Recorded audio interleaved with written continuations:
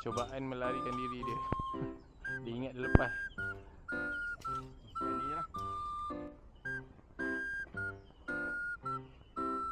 Ular tak besar, ayam ni besar dalam tu. Nyaw. Nak tengok?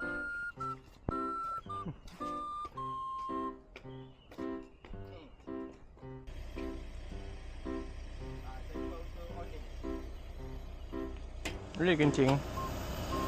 Dah nak masuk sangkar baru dia kencing.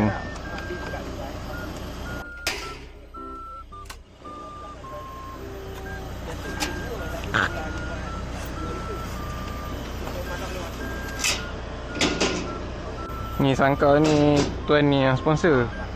Dia yang buat. Abang tu.